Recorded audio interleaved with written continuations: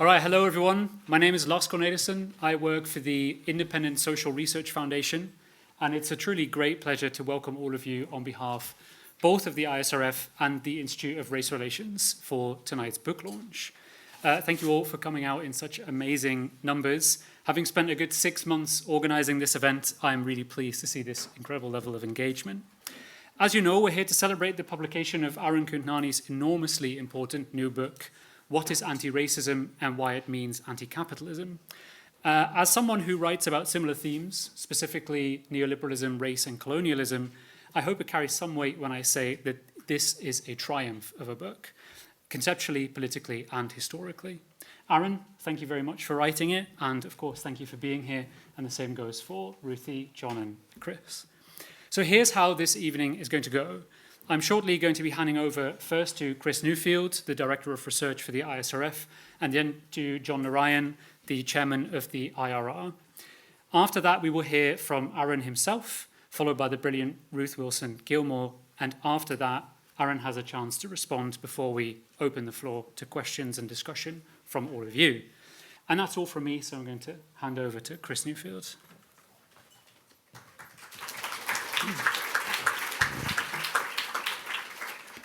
Thanks, Lars. It's a real honor to welcome you all to this joint ISRF IRR launch of Arun Kundnani's important new book, What is Antiracism and Why It Means Anticapitalism, just out with Verso, and to be joined by Ruth Wilson Gilmore, author of Golden Gulag and Abolition Geography, another Verso book. The research of these two extraordinary scholars has demolished one of the most powerful myths of our time. The myth is that neoliberal capitalist economies seek colorblindness, racial neutrality, and a rational distribution of resources. Arun and Ruthie show to the contrary that the theorists and policy builders of the neoliberal order have used racialization and racism at every point in the construction of the current system. The results are familiar to all of us in this room. One is mass poverty and growing climate chaos in a global South that has been stripped of collective resources by the global debt system. Another is the resegregation of schools and universities in the United States. Another is the mass incarceration of Black and brown populations rendered surplus by deliberate deindustrialization. Another is the use of cultural arguments to generate and justify social inequalities that during the neoliberal period have relentlessly grown in size. Another is a series of governments that have only frivolous or insulting responses to the very real crisis of racial inequality in the United Kingdom. Western governments are still actively refusing ideas about racial justice and just transitions to a post-carbon future that would properly support all of the peoples of the world. And yet hope and new societies come in no small part from the intellectual and social movements that Arun and Ruthie tell us about, and that in the telling expand and extend. Arun shows decisively that anti-colonial and anti-racist movements were fully aware of the racial nature of capitalism from the start. He includes the early corrections of the white left's stress on autonomous economic mechanisms. For instance, Manabendra Nath Roy's arguments with Lenin in meetings in 1920 that led to a set of theses on the national and colonial questions. And Roy seems to have changed Lenin's mind about a couple of big things. Arun's title encapsulates the fact that we need to tell one story about race and political economy, not two. On this question of stories, Arun writes at one point about the success of a right-wing think tank in the United States in making broken windows policing a national common sense. And here I'm quoting him. What the Manhattan Institute provided was a space where governing elites, corporate interests, and neoliberal intellectuals could come together to grapple with the crisis of an older set of structures, develop a shared narrative of the neoliberal transformation they sought, plot the paths through which their new order might be established in particular local settings, win over constituencies to their cause, and work through the anxieties and tensions thrown up by the limitations of their vision, end quote. So of course, neoliberalism succeeded because of its money and institutional power, but it succeeded also because of its very determined Gramscian-style storytelling. The neoliberal story emerged from a long and serious process of collective analysis, writing of narratives, and then endless public trials of those narratives. One of the most astute students of this process of narrative construction was Stuart Hall, who concluded that what Thatcherite economic and racial stories achieved was a full reversal of values in the wider society. So I think of the effects of books like Ruthie's and Arun's as advancing the reversal of that reversal of values. Arun's book offers an elegant historical counter-narrative of the full span of anti-racist thought about industrial and imperial and neoliberal capitalism. I mean, it's really hard to do what he's done. And I keep trying to find the word to describe your narrative arc, as in, like, what's a synonym for satisfying and smooth that doesn't sound like a 1950s cigarette commercial? As you can see, I haven't yet succeeded. Narrative reversals also require institutions. So a pivotal moment in Arun's intellectual history of racial capitalism comes in the 1970s in Britain, when A. Sivanandan, Jenny Bourne, Hazel Waters, Francis Weber, Colin Prescott, and Lizzie Fakidi, among others, turned the Institute of Race Relations into a forum where the connections between race and capitalism were being fundamentally rethought. Cedric Robinson wrote much of his landmark work, Black Marxism, in everyday contact with the IRR's intellectual and activist community. Stuart Hall drew on its analyses of South Africa's thoroughly capitalist apartheid system. Its flagship journal, Race and Class, edited by Arun for many years, pioneered new research whose implications were too radical for other journals. The IRR continues to go where many others dare not go now, but where they will follow later on European population surveillance regimes, xeno-racism and migration, emerging forms of anti-racism, and many other topics. The IRR remains a cornerstone of reconceptualizations of society and justice, and also, for many of us, a source of basic sanity here in Britain. Our institution, the Independent Social Research Foundation, came much later and was started by heterodox economists who wanted to re-embed the discipline of economics in social questions and use interdisciplinary research to address real-world problems like inequality and climate change. The ISRF's main standard is the radical independence of thought and research. Our fellows' topics range from social rights and economic subjectivity to disability studies, political affect, migration, and just green transitions. This is our 27th book launch of a work by one of our fellows, and I'm pleased to say Arun's is the first in our new program on political economy and race. The program reflects our sense that we can't go on like this, or rather, we must not go on like this, and that we can build a fundamentally different world with the continuous interplay of thought and action in the context of strong support from dedicated institutes like these two, for instance. Okay, so to introduce our speakers, I'd like to turn to Dr. John Narayan. John is a senior lecturer in European and International Studies at King's College London. He is the chair of the Institute of Race Relations and a member of the editorial collective of Race and Class. His interdisciplinary research interests concern racial capitalism, the interlinkages between globalization, inequality, and racialization, and the global aspects of anti-racist and democratic politics. His most recent research has focused on the transnationalism of Black power and political theory created by such groups as the Black Panther Party, where he explores the link between anti-racism and democratic politics in an age of resurgent nativism in Europe and the US. John is the author of the book, John Dewey, The Global Public and Its Problems, of many articles and edited collections, including European Cosmopolitanism, Colonial Histories and Post-Colonial Societies, and New Circuits of Anti-Racism, a special issue of Race and Class. He has recently published an essay called New Times or New Circuits, Recovering Sivanandan's Political Economy, which I highly recommend. John? It's a pleasure to have you.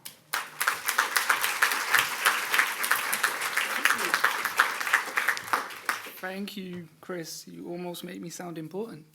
Okay, I have the wonderful task of introducing our speakers, which I'll do in a second, but I want to speak on behalf of the Institute in kind of honor of Arun, because he's part of our family. And, you know, family get to say nice things about other bits. Well, not all families, but some families do. We're a nice family. So I want to say something nice about Arun. In a sense, we celebrated, and I think Chris put it into really good context, 50 years of the Institute's radical reorganization. And Arun is a really good symbolic idea, kind of representation of what that radical reorganization was. And I want to give you a personal anecdote about how important Arun's work has been for a long time. When I went to university the year after 9/11, and I had a lot more hair, but my politics was still largely the same. And I was searching around for, you know, academic work that reflected my interests, and I came across the writings of someone called Arun Kundnani, who had written quite passionately about the riots that had happened in Oldham, Bradford, and Burnley the year before.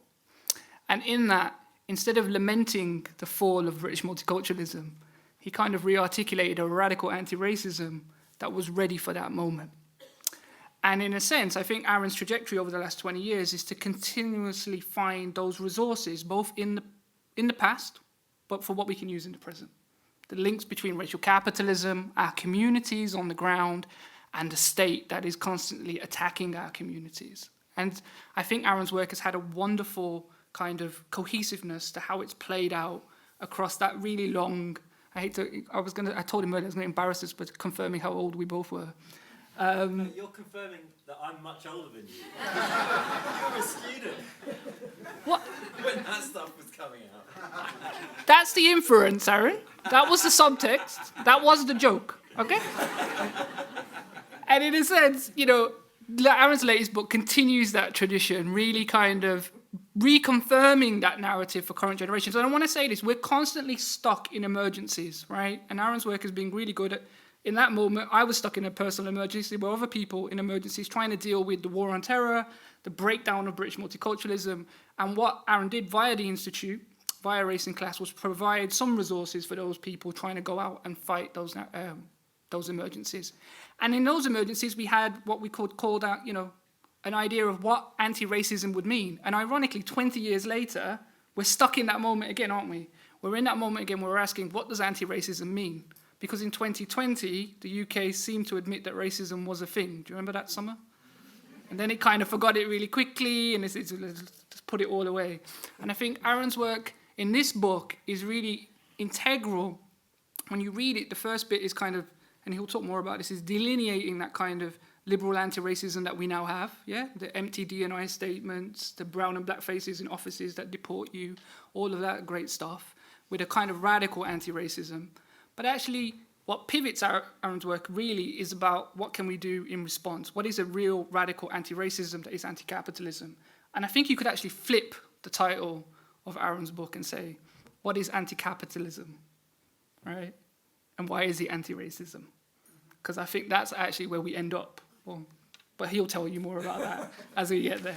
All right, I'll do the kind of wonderful intros. Arun's own bio is really good, so I stole it off his website. So let's read this, right? Arun Kundnani, an advisor to the UK government, has described Arun as an imbecile who writes intellectually lazy, retarded, tribal, anti-establishment nonsense, right? The Times columnist David Zaranovich has called him an idiot. Those are very small insults, aren't they? They could, you know. The Guardian has described him as one of Britain's best political writers. Arun writes about racial capitalism and Islamophobia, surveillance and political violence, and black radical movements. He is the author of What is Antiracism and Why It Means Anticapitalism, as we're here to talk about today. The Muslims Are Coming, Islamophobia, Extremism, and Domestic War on Terror, which is another Verso book. And The End of Tolerance, Racism in the 21st Century Britain, which is a Pluto book from 2007. The latter was selected for the New Statesman Book of the Year.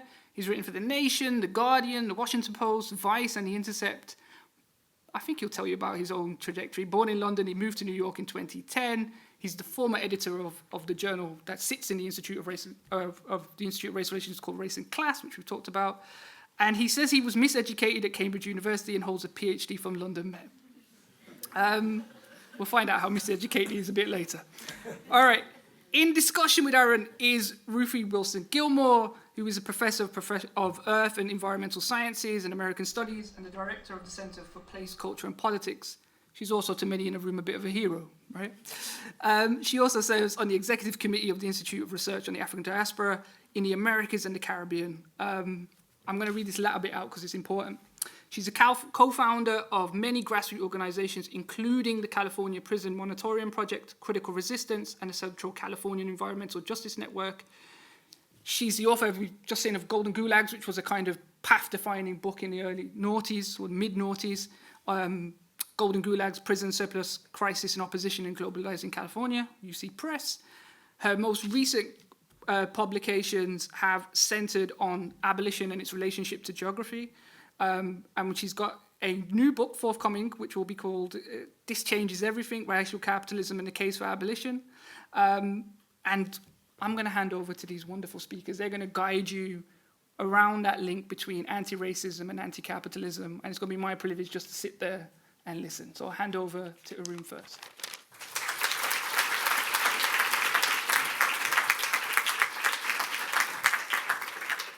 Thank you all for coming along, and thanks to the Institute of Race Relations for supporting this evening, and thanks to Chris and Lars and everyone at the Independent Social Research Foundation who supported my writing the book with a fellowship.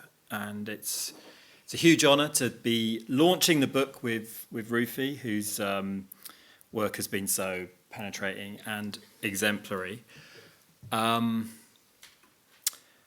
I began thinking about this book in the summer of 2020 when in the United States, where I live, we had at least 15 million people participating in the Black Lives Matter insurrection across the United States. And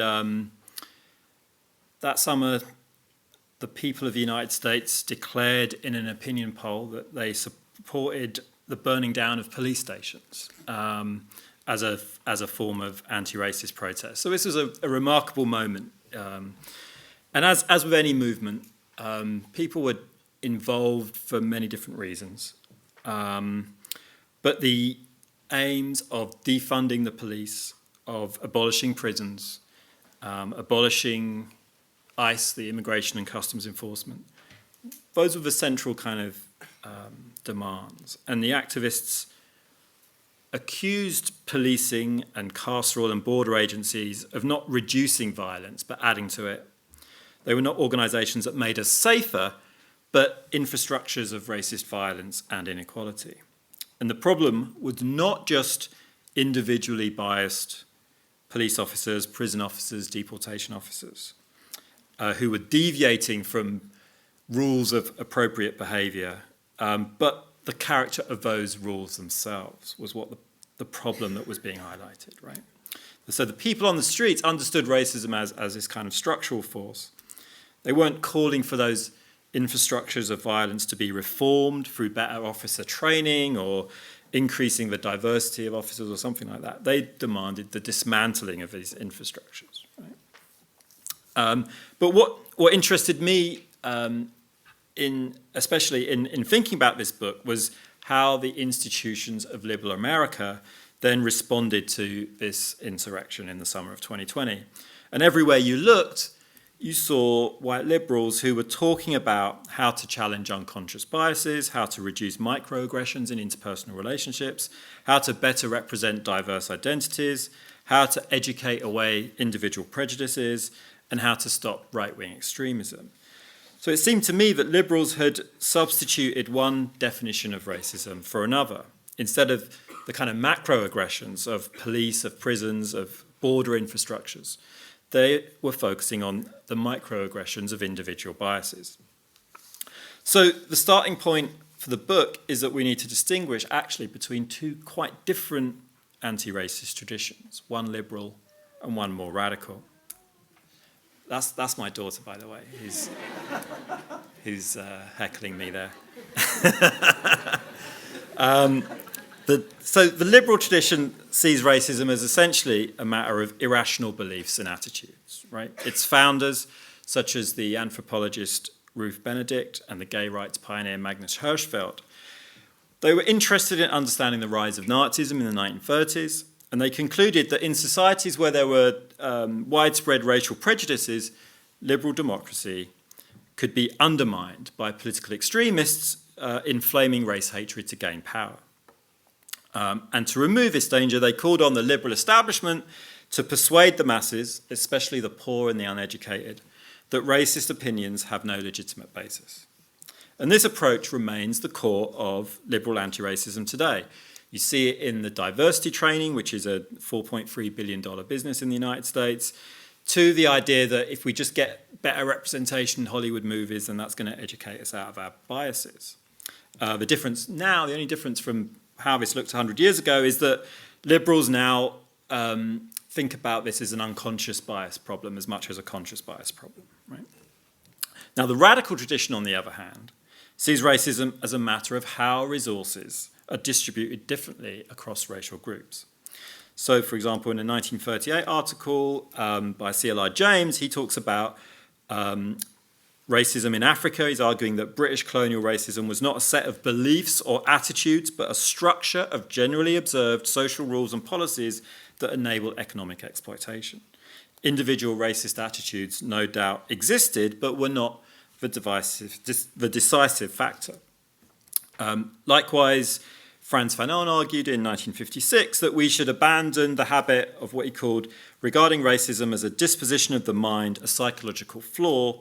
Rather, he says, military and economic oppression most frequently precedes, makes possible, and legitimates racist beliefs. And this systematic oppression of a people can continue even if a majority of citizens do not have racist biases, unconsciously held or otherwise. So radical anti-racists argue that the only way to fight this oppression is to build autonomous organisations with the power to dismantle our existing social systems and to build new ones. To them, racism is closely connected to capitalism. This is partly because racism weakens class struggle by dividing white workers from most of the world's working people. But more fundamentally, race provides a means by which capitalism can more intensively exploit certain categories of worker, the enslaved, the indentured, colonised peasantries, migrant workers, and so on, as well as justify discarding peoples who are deemed superfluous to the economy. So the book tells the story of these two different traditions of anti-racism through the 20th century. And I argue that while liberal anti-racism has given us some measure of progress in terms of interpersonal relationships over the last few decades, in the era of neoliberalism, it's become powerless against the kind of new structures of racism that have been erected. Now, to understand that, we need to begin by thinking about the limitations of the prevailing story of neoliberalism that the white left tends to tell itself. So in the British version of that story, we begin with the achievements of the 1945 Labour government. How finally, after a long struggle, we were able to create a cradle-to-grave system of welfare to enable us to live in dignity with waged work for everyone, an income in retirement, universal education, housing and healthcare, and so on. And then the story goes that our ruling class was able to take advantage of the crises of the 1970s to push back against this welfare state. Pinochet in Chile comes first, then Thatcher and Reagan. So the more egalitarian societies of the mid-20th century then give way to a kind of competitive culture in which the poor are held responsible for their own fate. Principles of social solidarity are shredded, and every aspect of life is subjected to the logic of market competition, from democracy to dating. So this story implies that the task today for the left is to reverse this neoliberal transformation of the last 50 years. And something like this story has been central, I think, to the movements around Jeremy Corbyn here in the UK and Bernie Sanders in the US. And it's a good story, but it's a partial story. And it leaves out how the neoliberal project involved the creation of new and distinctive forms of racist and neo-colonial domination. The impetus for the neoliberal turn came as much from decolonisation in the Third World and black struggle in the United States as from the white left in the West. Neoliberals, in fact, saw organised labour in the West and anti-colonial nationalism elsewhere as equivalent and related threats. As Lionel Robbins, one of the original cohort of neoliberal thinkers, put it, the mines for the miners and Papua for the Papuans are analytically similar slogans. And as neoliberal think tanks, politicians, and intellectuals gained political influence, they worked with Western governments to configure new global and domestic racial boundaries to replace the older ones that had been weakened by decolonisation and the Black Freedom Movement. Racism today is not, as commonly conceived, some kind of hangover from the past, some kind of legacy of the past, but an infrastructure of repression generated over the last half century by neoliberalism's reconfiguring of these older structures. This happened because neoliberal intellectuals were deeply focused upon the cultural conditions that they thought were necessary to get people to follow the impositions of market discipline without having to be continuously coerced to do so. They understood that so-called free markets depend on whether people are willing to pursue their desires through market mechanisms and accept the distribution of resources that markets generate. That willingness, or lack of it, is a matter of cultural values. And neoliberal intellectuals were deeply anxious about whether those cultural values extended outside of the West. As the neoliberal project unfolded, it became clear that vast swathes of humanity would not be easily incorporated into the market order being built. Neoliberalism generated large populations of people uprooted from pre-existing livelihoods, but unable to be absorbed into neoliberal labour markets. These populations, deemed surplus to neoliberal markets, are what Cameroonian theorist Achille Mbembe calls the abandoned subjects. They are hardly needed at all by capitalism. For those populations deemed surplus, neoliberalism had to be imposed by force. Thus, the world the neoliberals wished to create could only be brought into existence and maintained through border violence, military violence, economic violence on a colossal scale. And within the terms of their philosophy, this violence could only be justified by presenting other cultures as by nature deficient. The more neoliberalism did not receive universal consent, the more neoliberals relied upon racist ideas of culture to manage their anxieties, organise their proposals, and legitimise their aggression.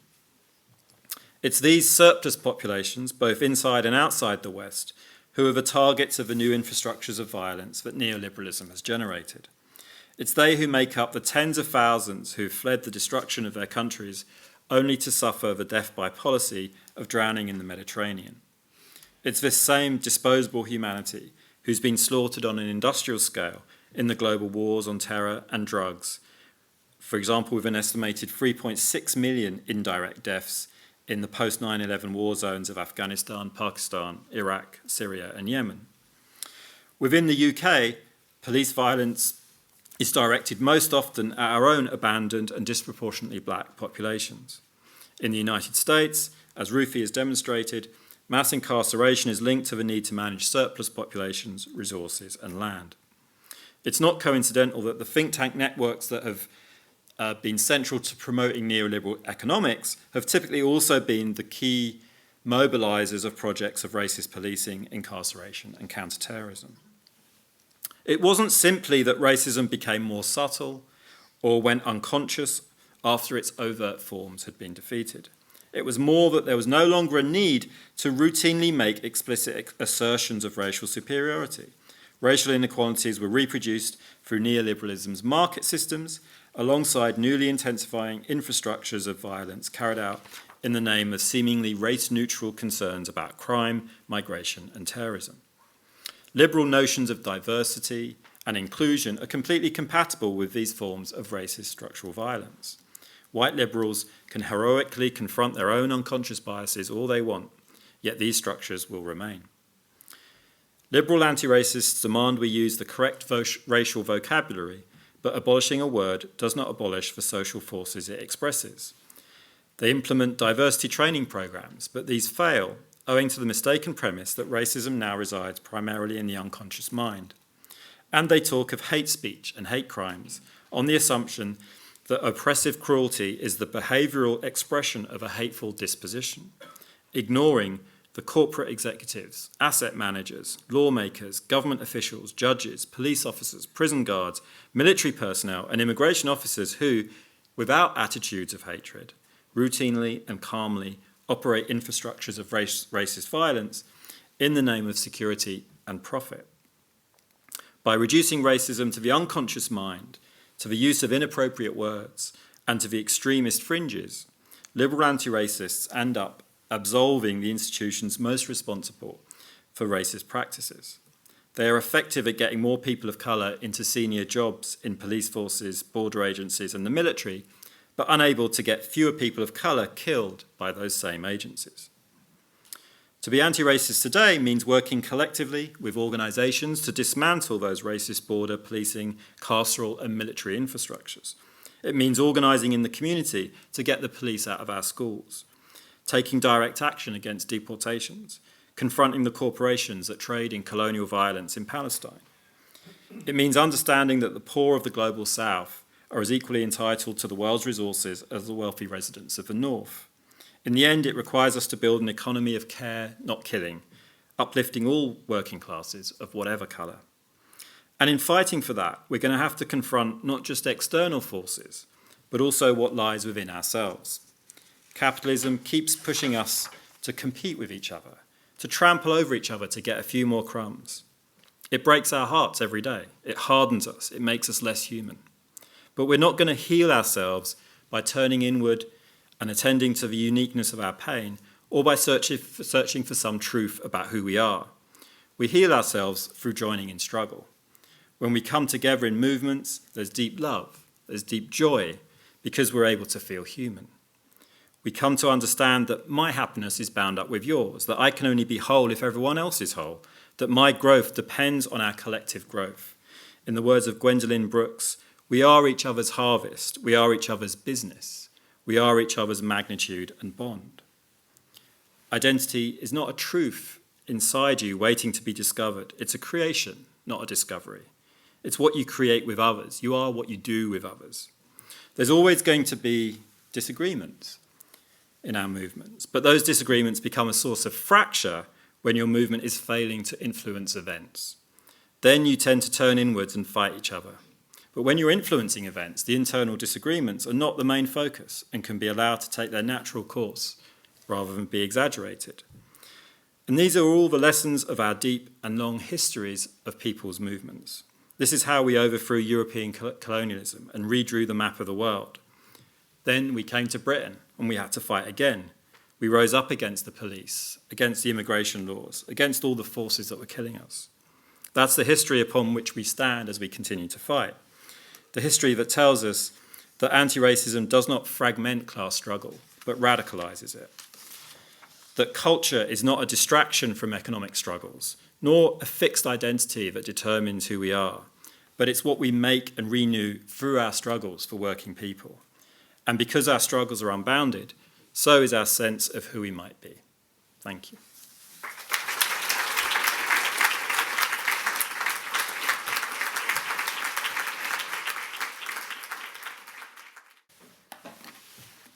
Good evening. Good. It's lovely to be here. I want to thank our sponsors, the ISRF, my old friend Chris Newfield, new friends, Lars Stewart, and others at the Institute for hosting, and my very old, very dear friends at the Institute for Race Relations for co-sponsoring, and my new friend, John, Dr. John. Some of my earliest work was published in Race and Class. And I will tell you, this wasn't like an easy thing to do, to break into those pages. The first thing I ever sent to Sivananda, he hated so thoroughly. And he yelled at me so long. And then at the end he said, "Ruth, have I hurt you?" I said, "Sort of." He said, "Well, send me something else." And I did. All right, I am delighted to talk this evening about Arun's splendid book. And as you could already tell from his comments and from Chris's lovely introduction, it's got an amazing sweep. And its sweep enables us to extend the sweep. So later in my comments, I'll talk about that a little bit.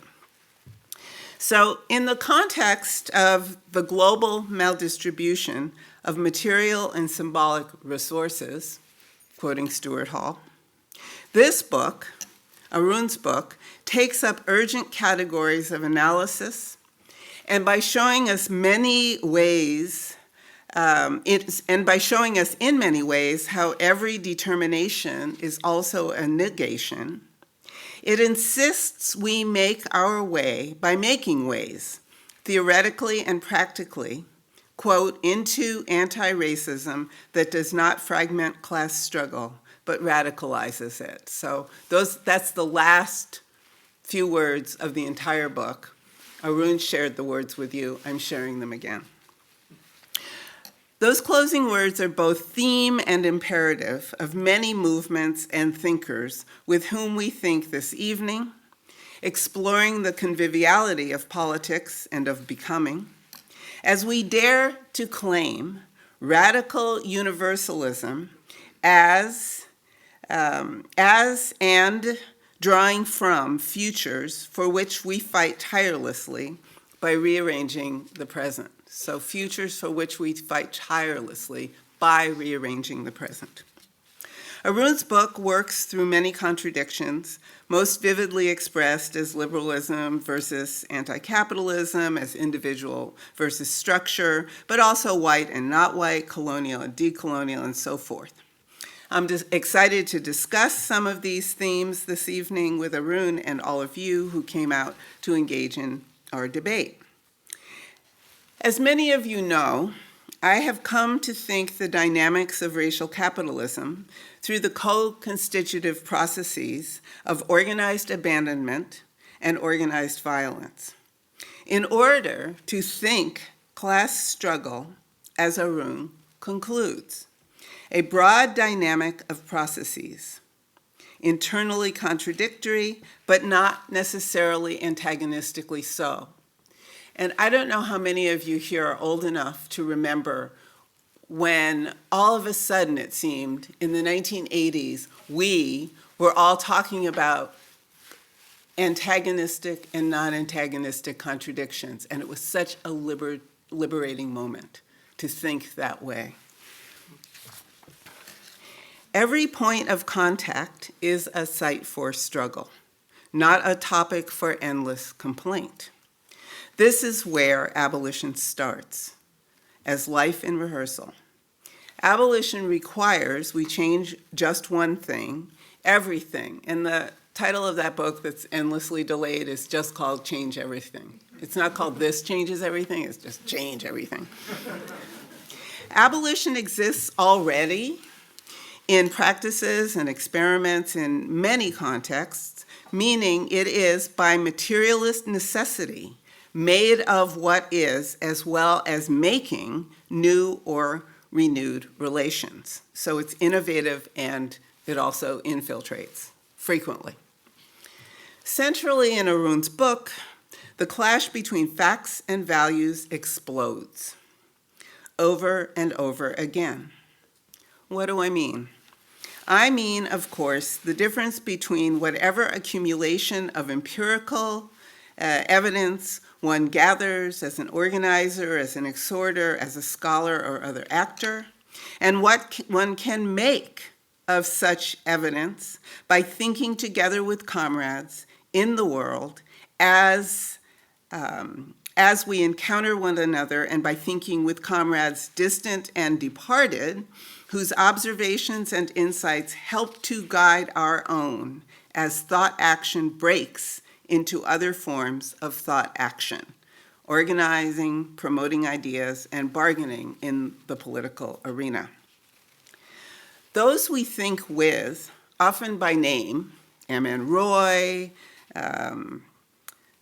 Claudia Jones, Cedric Robinson, Stuart Hall, Alameen, Siva, frequently appear to us as individual innovators rather than as collectively produced exemplars of thought in process. And I'll talk about myself here. I'm frequently cited and sometimes feel like I've become a meme machine, rather than what I think I actually am, which is somebody who is continually working through theory and practice as it is becoming, in part by looking at how it became. So subjectivity and objectivity are always meaningful. And I was thinking, as an example from Arun's book, that notably Arun mentions, and many others have mentioned over time, that Fanon in Wretched of the Earth puts a bright spotlight on peasants. And many people come away thinking, okay, peasants are going to solve everything, as though peasants were undifferentiated. And of course, Fanon knew better. And his thinking about peasants brings to mind, for example, M.N. Roy's interlocutor and sparring partner, Lenin's extensive writing and thinking about peasants. And that makes me think about how Lenin came to think about peasants. I mean, he was kind of an urban guy. His dad was a school teacher. And what the range of thinking peasants became, for example, in the thought that turned into those debates by 1920 and beyond, and how much other history, for example, the history of Haiti and the history of the many insurgencies in the Americas, across the Americas, shaped Lenin as well as shaping Marx and shaping others.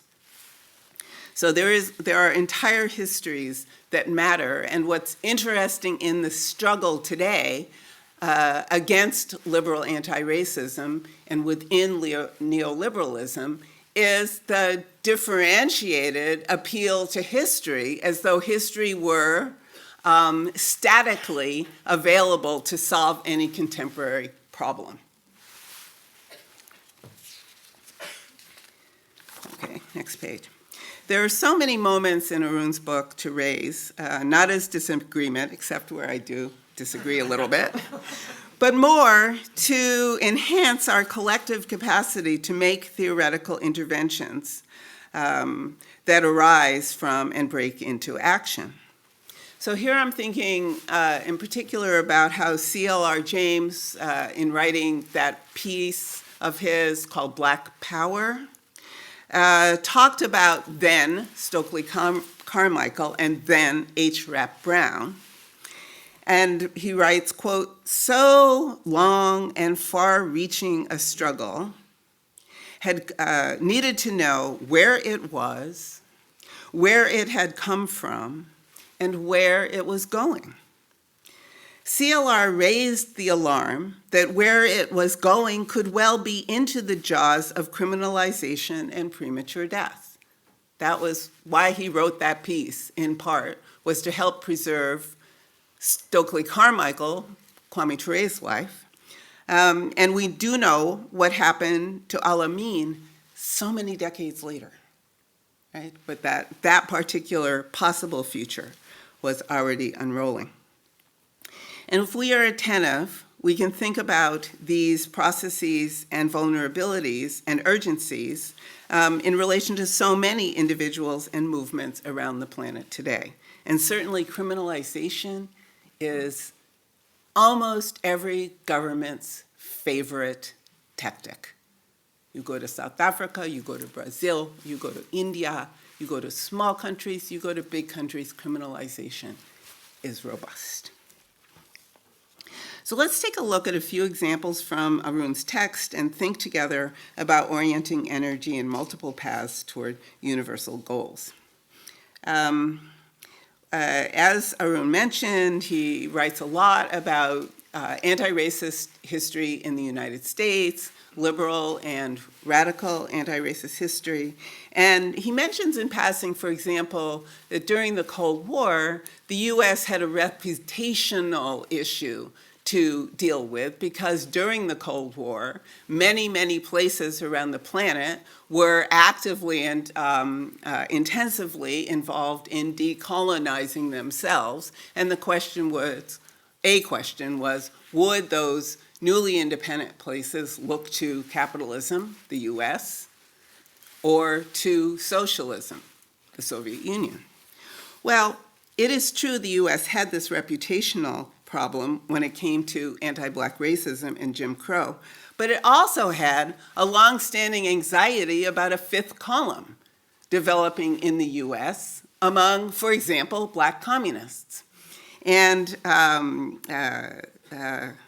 people like Esther Cooper Jackson, Pat Patterson, Dorothy Burnham, Charlene Mitchell, Howard Stress Johnson, many, many, many Black communists had been organizing for decades in urban and rural United States. Indeed, they were organizing for a world of sufficiency.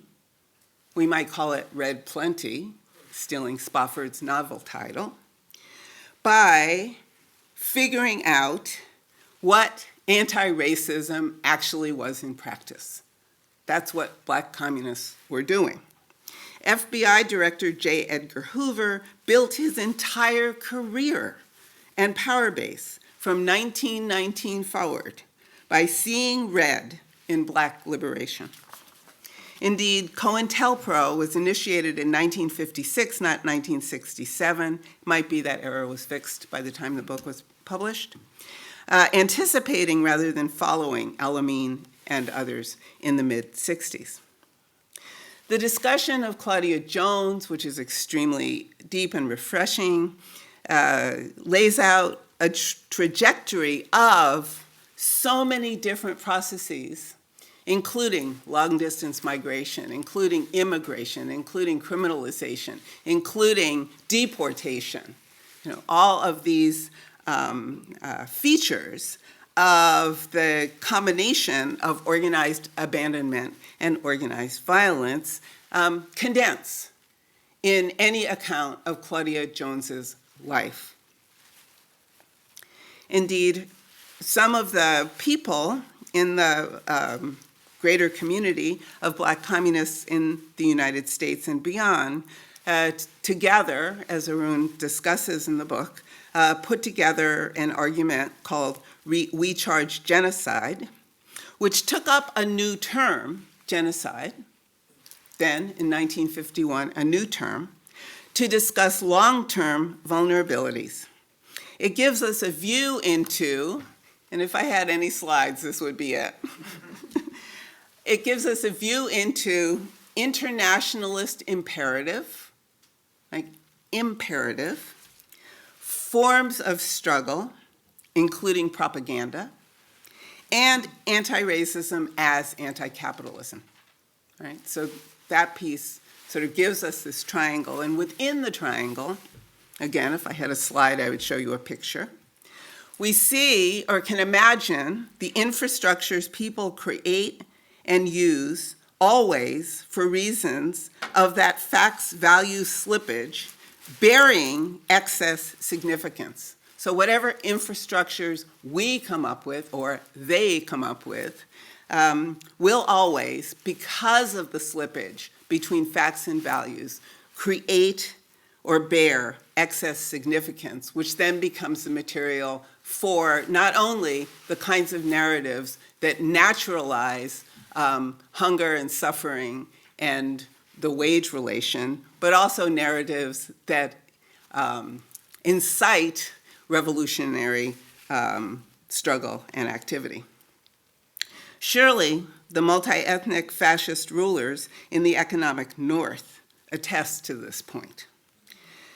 The excess significance can be an impediment and it can be an opportunity. As history's protagonists move to conscious action, purposeful and potentially violent. And in the context of thinking about violence, all of the various violences that are the condition of possibility of us being together in this room tonight, in this building named as it's named, at this school named as it's named. So all of those violences. It's hard in that context to de-exceptionalize Nazi genocide from any perspective. I am not saying something normative that it should be. I'm saying it's hard to do. Because attempts to do so can sometimes obscure fascism, which is ripe and growing.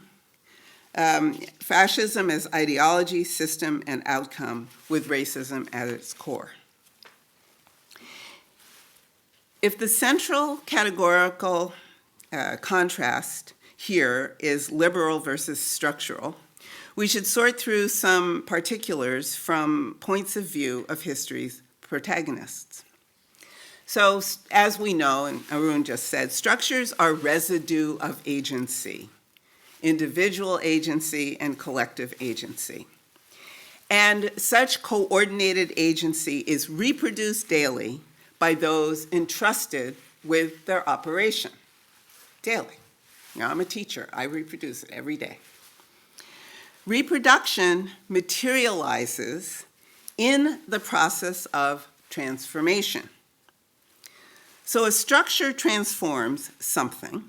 It has internal rules and is both resistant to change, yet in various ways changes all the time because reproduction is necessarily differentiation. And if you doubt it, think about the fact that Arun told you his daughter is here. Reproduction is differentiation. I give you example. Complexity, as Arun argues, is an opportunity rather than an impediment, though frequently the best prepared to seize opportunities both embody and deepen the impediments, like black cops. And the US now has many major cities run by mayors who are themselves black cops. They came up from the street force, and their story, of course, is they fought their way into the police force when nobody wanted them, and they rose through the ranks and eventually became electoral political actors and are now the mayors of New York, formerly mayor of Chicago, and so on and so forth. This is a pattern. And it's a pattern further that we can see even in a recent decision by the Supreme Court of the United States banning affirmative action, except in the military. Except in the military. But even that was not an innovation on the part of this right-wing Supreme Court. 30 years ago, the state of California banned affirmative action, but without quite declaring it, they kept rigorous affirmative action policies in place for prison guards and cops, all through the state. And nobody raised a hackle, much less an eyelash. Liberal racism is at base, I'm almost done, okay? Are we good? Liberal racism is at base a market in which value will change as rational or irrational actors weigh what they'll surrender for what they want. Tulip bulbs or electric cars or a police state with cops of color. And police state socialism, man, is sweeping the Anglophone world, especially around the Atlantic, North Atlantic. The example of the Supreme Court of the United States exempting the military brings to mind work such as Von Ware's book on military migrants, work of one of Cynthia Enlow's students about Gurkhas. I mean, we can go on and on and on and see the patterns and examples. Liberals understand structural objectivity too, as constraint via sedimented values over time. Democracy and the market are really hard to tease apart as a matter of theoretical practicality, and it's something I think we need to put our minds to more. So what then is anti-structural, anti-racism opposition made of? Structures lead me to thinking about institutions, and I'm not going to go into details because Arun already discussed in his remarks, but certainly a case in point is the IRR, which was established thanks to one of those global foundations of the earlier part of the 20th century, trying to figure out how to make the world safe for capitalism in the context of decolonization. And race relations became the theme, both here in the UK and the United States, for how to understand the particularities of different peoples in different places in order to draw them in to the capitalist mode of production, or the colonial mode of production, whatever you want to call it. Designing institutions, of course, has been a huge global and globalizing project throughout modernity as imperialists partition and repartition the Earth's surface, and colonizers and neo-colonizers lay claim to resources. And in Q&A, we could discuss the Journal of Race Development, or the Ford Foundation, or the Catholic Church, or the East India Company. I mean, we have many examples. So in this context, one of many questions to explore is how racial ethnic reorganization of territories is happening now around the planet. This is not just like a white settler colony or a white core EU thing. It's happening all over the planet. All over the planet. What are the impetuses that naturalize the notion that something called the nation state, or territorial approximation of the same, should determine freshly who's in and who's out? Right? It is happening in Burkina Faso. It is happening in South Africa. It is happening in Assam. It is happening in the Dominican Republic. It is happening as well in the UK and the US. You get my point. How do various views of sovereignty as self-determination, inflamed by NGOs as well as by so-called tradition, further this kind of racial action and activity? Let's see, I'm going to cut to a chase, if not the chase. We talked a little bit, or Arun talked a little bit about narration, and narrative is, for me, and we who study literature and drama and films, it is the ordering of time, right? That's what narrative is. Narrative orders time. And then there is, at the same time, or simultaneously, the geometric ordering of space. Whether we're talking about nation states who are in the process of pulling people in and pushing them out, or the shape of global commodity chains, or the shape of long-distance migration paths and the remittances that frequently follow those paths in the other direction, and so forth. So the narrative ordering of time and the geometric ordering of space is what oppositional work is making too. Whether we are talking about transnational labor unions, not all labor unions are a bunch of white guys, or the movement of various resources, migrants, and so forth, we see the production of space as well as the production of narratives about how that space should work, narratives that have a normative aspect to them. And I have a whole list of examples we could talk about, and I would love to talk about G-force while we're together. And I have a couple of gripes, which I'll end with, not to be a downer, but I have to say, I love your writing. I've read your work for many years, Arun. I'm so bored of reading the same paragraph about the same 2 or 3 white people. I'm just tired of it. Like, who cares? And I guess it's a serious story because they keep popping up. Somebody always has something to say about David Harvey, Ellen Woods, Wendy Brown. Who cares? You know, and David's my friend. David's my friend, but what, why are we wasting all this ink on this when we have all this other thinking to do? I'm also bored of reading the same 3 or 4 sentences about Marx, as though that nappy-headed nerd never had a fresh thought. For example, so-called primitive accumulation is called so-called primitive accumulation. It's not called primitive accumulation. That chapter is called so-called primitive accumulation for a reason, and it comes in chapter, 26 in Capital Volume 1, also for a reason, which we might as well take seriously, rather than saying Marx didn't do this.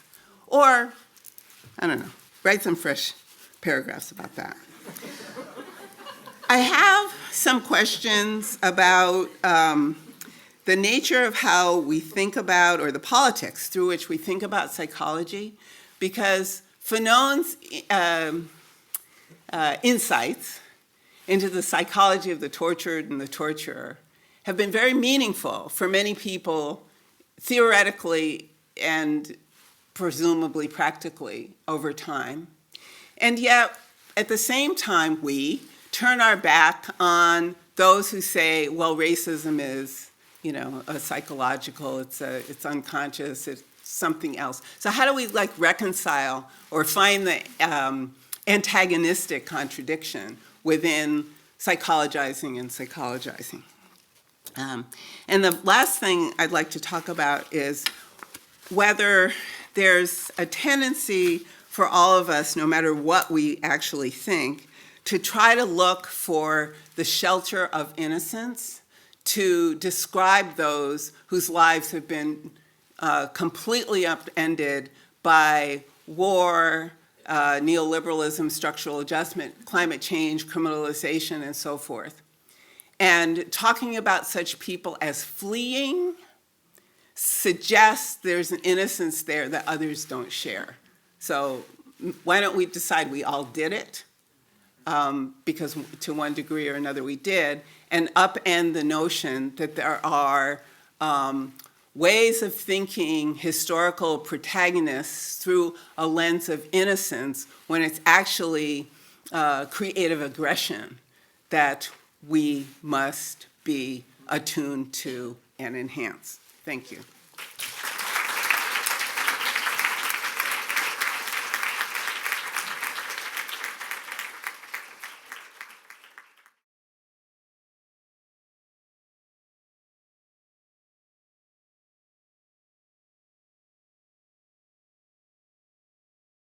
Yeah, I mean, absolutely, and I think you're right that I think that there's a particular problem with Britain in the way that we've sort of told this story about the empire ending a certain amount of decades in the past, and that's kind of done and dusted now, and we haven't even begun to think through how that shapes what's happening now in Britain. I mean, there's amazing work that's been done actually opening those sort of questions up over the last few years. I mean,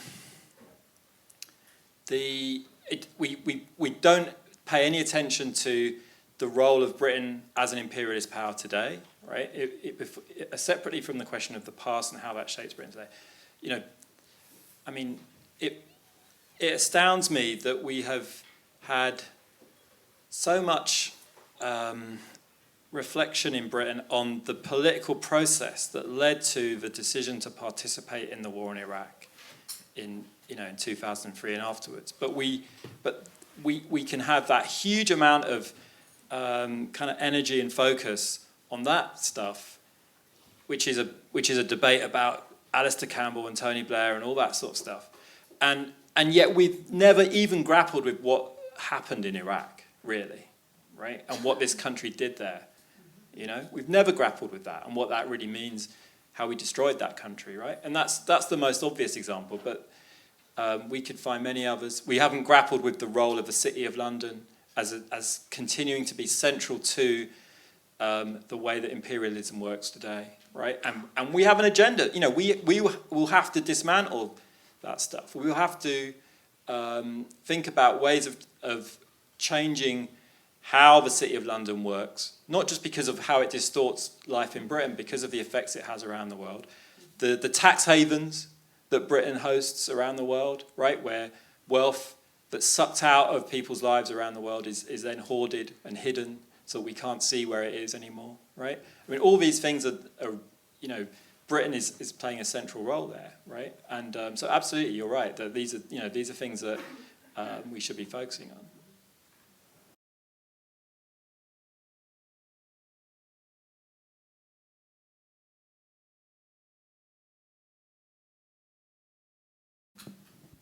Okay, so I mean, on critical race theory, I think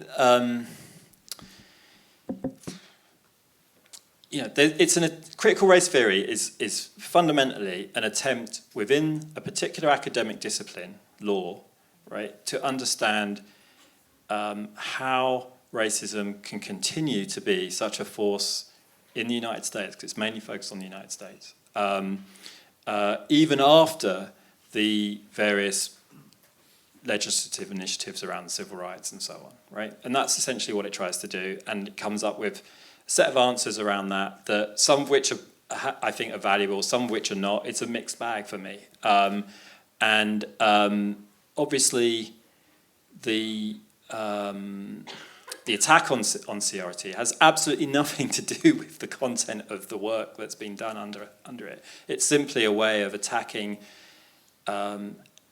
any notion of anti-racist scholarship. And so, of course, we have to fight back against that. That doesn't mean that we have to accept every conclusion that CRT scholars come up with. I think on the part about you asked about identity politics, which is, I mean, it depends what we mean by identity politics, right? It's always where you've got to start with that question, because for a lot of people, identity politics simply means you're interested in some kind of movement for liberation that starts from an identity that might be a racial identity, an ethnic identity, a gender identity, right? And that's where we all start. We all start with some kind of positioning, some kind of identity in our society, and we're thinking that through when we're trying to think about the world we're in, and we move from there. The problem is to end there and think that that's that one's identity is the start and end point of one's politics, right? So when we think about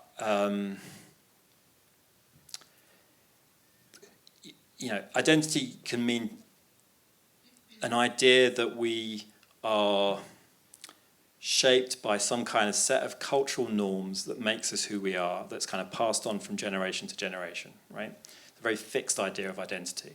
And I think that's misconceived about how human beings are, and I think it's, in the end, politically conservative, because it is an idea of identity that erases the possibility of us always creating a new, right? Because in a way, if you take that view of identity, that who you are is fixed in some way, you're kind of putting yourself in a conservative box of never being able to really change very much.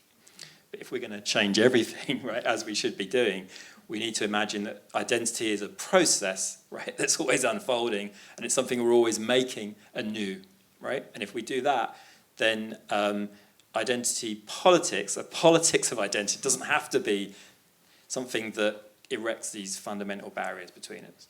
Now, in particular contexts, whether we, the book talks about Jamil Al-Amin, formerly known as H. Brown, leader of the Black Power movement, and Ruthie referred to him as well. Now, what he was thinking about was, he's talking about a kind of, he's starting from the position that white supremacy has inculcated a negative idea of blackness in everyone's minds, white and black, right? And that there has to be some kind of process of grappling with that as a starting point to some kind of radical politics at this moment, right, in the 1960s. So there's an identity politics there, but it's not the identity politics that says that you can derive your political vision from simply the fact of your blackness. It's an attempt to say you start there, but then you go forward. And in the end, the question that he's asking is, as black people in the late 1960s, do we build a movement with white people in the United States to change the United States in the fundamental revolutionary ways that he was interested in doing, or is that not going to work at that particular moment because white people aren't going to be revolutionaries with us? So then in that case, are we going to look for revolutionaries elsewhere? And that's what he says to do, to look for them in Puerto Rico, to look for them in Vietnam, to look for them in Palestine, right? And so it's a matter of looking at that particular set of circumstances and figuring out how the question of identity and how the question of building with others is going to work at that particular time. But it's not an answer for all time, and it's always a process. Yeah, I was thinking when I read that section of your book a lot about Steve Biko and the Black Consciousness Movement in South Africa. And many people erroneously think the Black Consciousness Movement was a separatist movement. They think that because they don't read anything about the movement. They just read the title and think they know what it says. Including there were white South Africans who thought that. Like, they just didn't bother. And what Biko's argument, again, was we have to make ourselves anew. Let's think of the old new man, new woman, new person, new human. And in doing so, we become able to do the necessary thing, which is to combine our energy with the energy of other oppressed people, whoever they are, in order to make a new world. In that case, it was South Africa, but in order to make a new world. And so, as Arun said in his discussion of the kinds of organizations that arise from the ground that then become the possibility for making change, the Black Consciousness Movement, as is true of so many movements around the planet, started with very local things, people doing things that, as Stuart Hall puts it, bite into their existence in order to do something else, to rearrange the present, which then opens the possibility of thinking the future differently, and noticing also who else is being bitten, right? Who else's existence is being bitten. So if we think of identification as identification of purpose, that might free us from being stuck in characteristics as somehow the limit, rather than the opening possibility.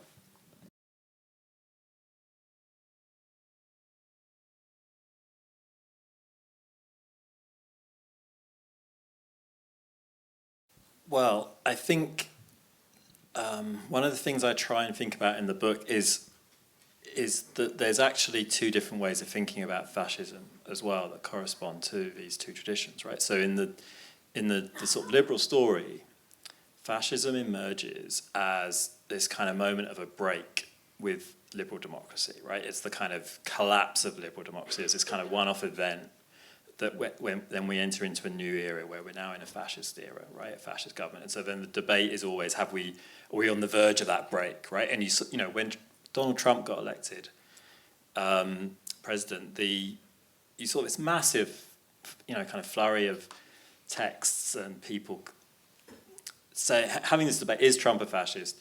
How do we save liberal democracy?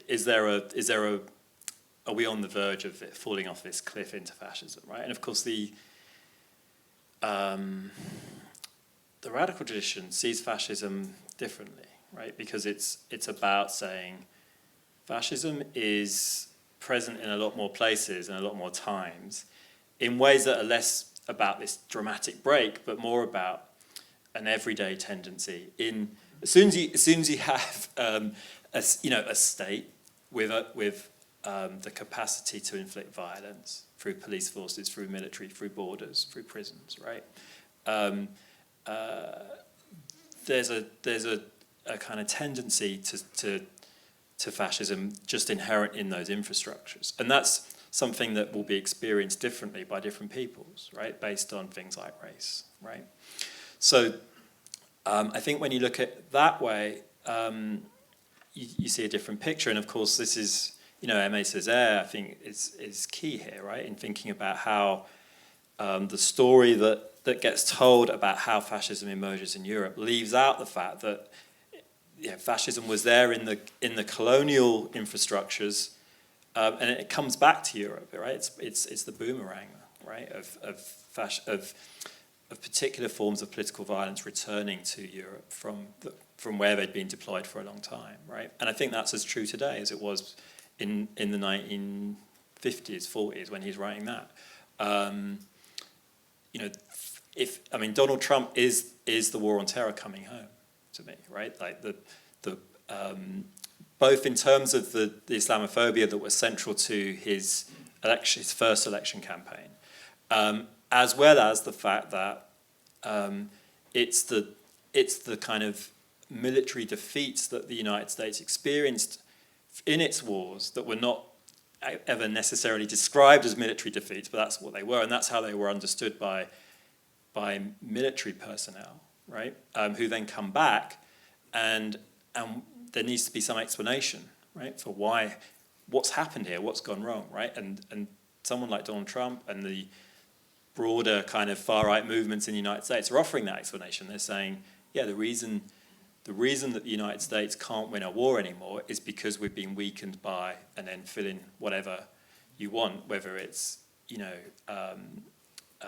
immigrants, Muslims, trans people, et cetera, right? And so I think the way, it's for that reason that the crucial political implication of that is we don't fight fascism by defending the very institutions that make it possible, right? The way we fight fascism is by taking on those institutions. And we don't see the old argument that used to get a lot in Britain as well was that fighting fascism is a form of anti-racism, and in fact the most important form of anti-racism. But in fact, it's the other way around, right? We fight racism in order to remove the possibility of fascism, right? It's not that fascism is the core of our anti-racist struggle in the sense of defeating the far right. The far right are a symptom of a broader and deeper problem that we need to tackle, and we're not going to defeat the far right unless we do that first. Could you talk about the rise of fascism elsewhere in the world? I think I would make exactly the same arguments about India, right? Exactly the same. And this is why, because for the same reasons that fascism thrives in a racist society like Britain or the United States, it thrives in a society like India, whose political economy depends on social differentiations that are race-like, right? So, for example, the oppression of Muslims in India, for example, the caste system in India. These are things that have long histories, but in the modern era of colonial capitalism and then after independence get taken up in ways that reify those divisions and distinctions and give them a different kind of social function to what they would have had in the pre-colonial era. And then that becomes the kind of reservoir from which fascist movements like the RSS, the BJP, the Hindutva, Sangh Parivar, etc., can then gradually over time start to find a base. The RSS, which is the kind of I think we can say that the RSS, which is the sort of foot soldiers of fascism in India, is the largest social movement in the world. Millions of members who who believe in essentially turning India into a kind of Hindu fascist state. So we can learn a lot from. I think the fact that the picture has these similarities and we can make these transnational comparisons tells us that what we're dealing with here is not about what we're dealing with here is about the neoliberal world, right? That we've built up that is generating these processes in India as much as it is in the UK and the United States. It seems to me then that maybe what the dynamic is thinking racism and fascism as co-constitutive interdependencies might mean it's not a matter of we fight fascism by fighting racism or the other way around, but that the fight is constantly shaping. That fighting fascism must be fighting racism will be fighting fascism. Do you see what I'm saying? Yeah, absolutely. But I think, I think there's a tendency to, I think in Britain, for example, there's been a tendency to say, we have to prioritize fighting particular far-right organizations, and the anti-racist struggle kind of gets simplified and reduced down to just that goal, right? And that's the, and so I think that's mistaken, and I think we need to see that we're missing a much bigger picture. Agreed.